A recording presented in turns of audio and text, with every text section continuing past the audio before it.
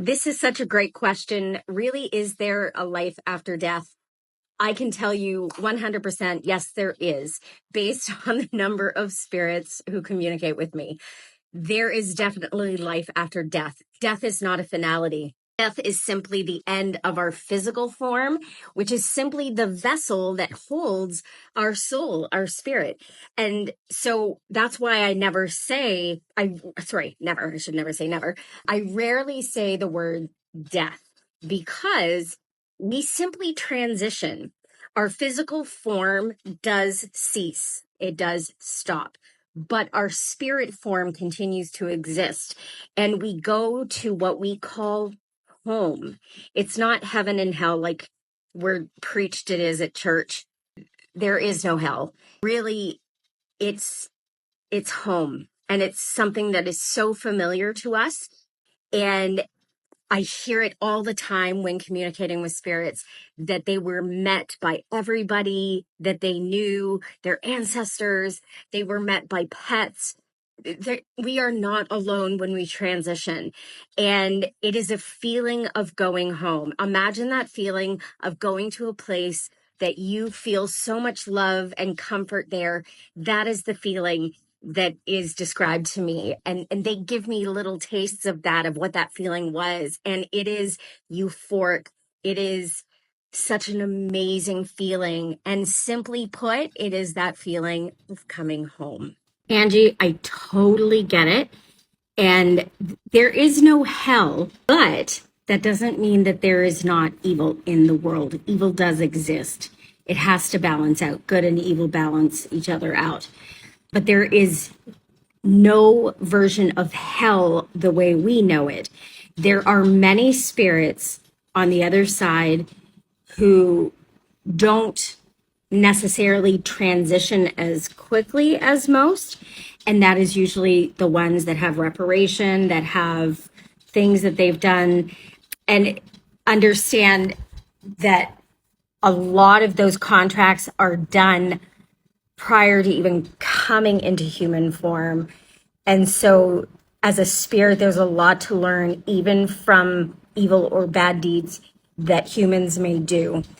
So is there a hell? No. But is there a way or a place for them to deal with what they've done? Yes. It's just not called hell. And it's a place of growth. It's a place of learning. It's a place of needing to repair the deeds that they've done and how that has affected them spiritually. And although there's no concept of time on the other side, there is a concept to us. And our understanding of what that is actually, it takes a long time.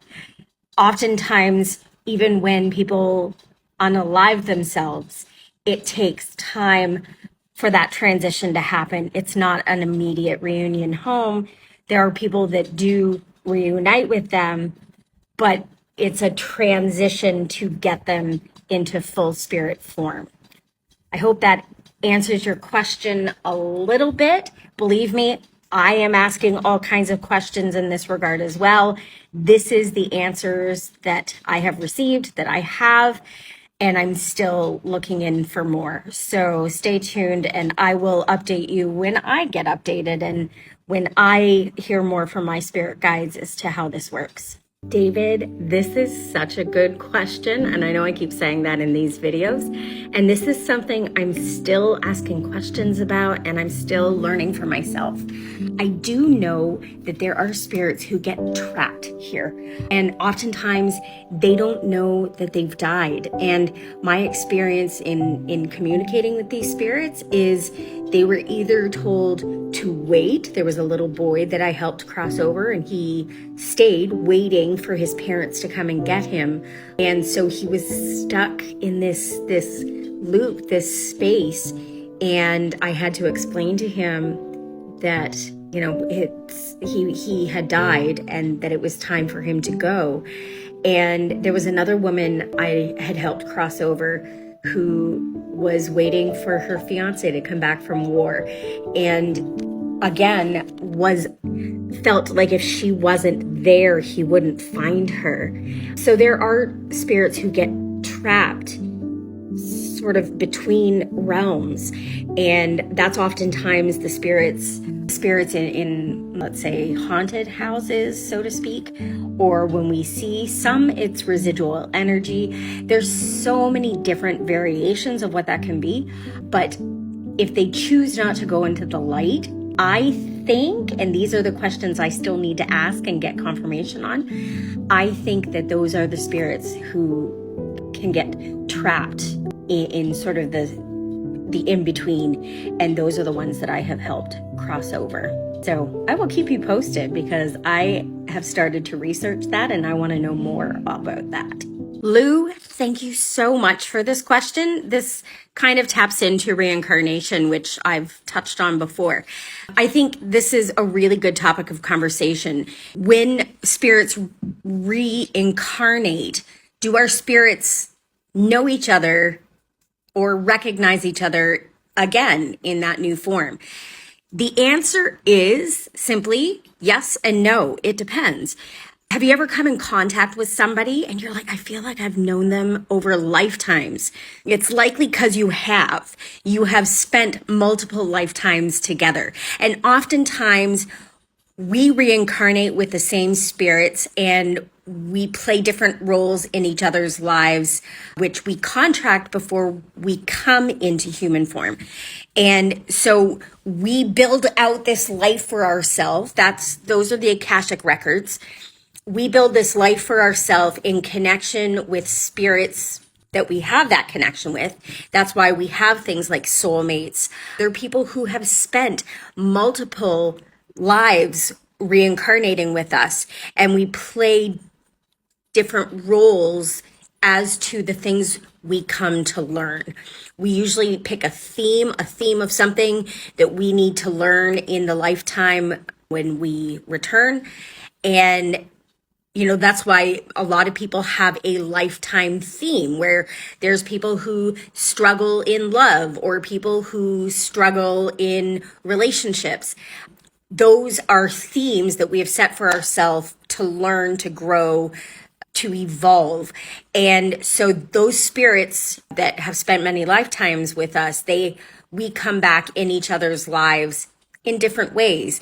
And so that is why we run into people and we're like, wow, I feel this immediate connection with them, or I feel like I know them and I just met them.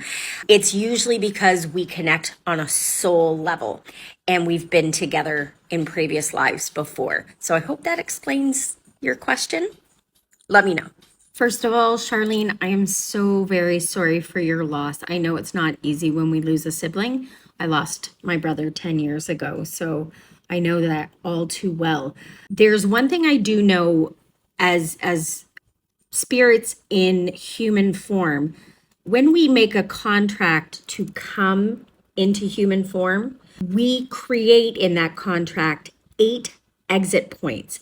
And those are the parts of our lives when we can choose to exit, to leave, to die, to transition.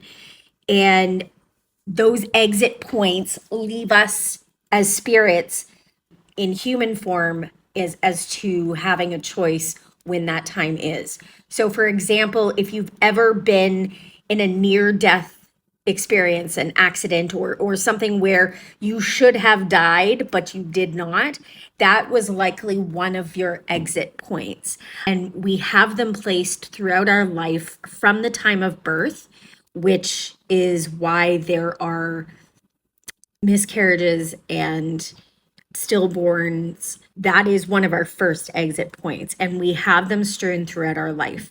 So we don't consciously know, and we aren't consciously aware of those exit points, but they are written into our soul contract before coming into human form. Hi, Johan. Thank you for your question. How do I know that's the truth?